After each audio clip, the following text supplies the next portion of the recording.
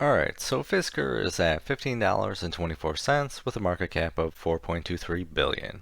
And I'm honestly a little surprised that we're staying steady in this $15 range. I think we're probably going to play the $14 to $16 range for a little while.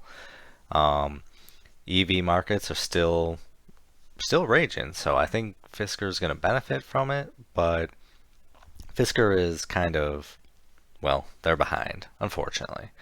And there is some sides that you have to look at this. So, with no differentiation and stiff competition, Fisker is still a sell.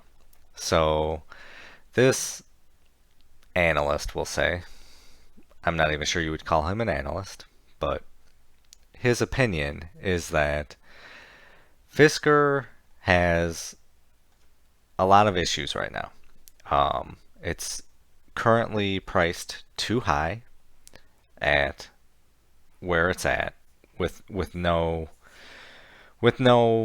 vehicle production. I mean, let's face it, to be at $15 in this kind of market with that much competition, it's a little high. I definitely agree with him on some of those points, um, but I can understand why he puts it at a sell.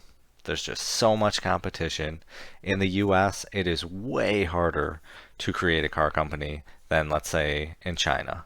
Unfortunately, just the prices, the cost it makes, and sometimes you have to deal with pension obligations depending on where you're at and how you do it. It's it's not it's not ideal for Fisker. It's going to be the Tesla style, in my opinion. They're going to struggle for a long time, and then maybe they might get their act together. Who knows?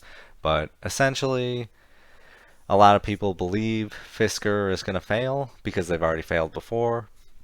I personally believe that's why he's going to succeed, because he knows he has to mass produce a cheap car as opposed to have a luxury line like he did previously. And he started it at a time where technology it just wasn't up to par with where we're at now. So I just want you to be aware that there's a lot of people giving Fisker a sell rating, and they do have a lot of struggles. But I'm hoping that once they start producing this, their Ocean SUV, and at that price that they say it's going to be at, I think they are going to come down in price, and that will be their biggest gain in selling vehicles.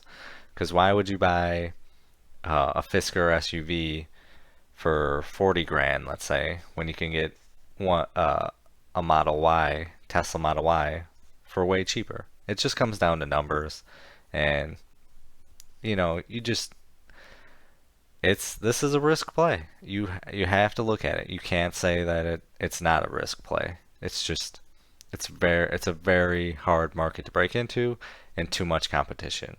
But I personally have faith in Fisker because he's done this before and he knows what needs to be done. So stay on top of this, do your own research, have some fun, make some money.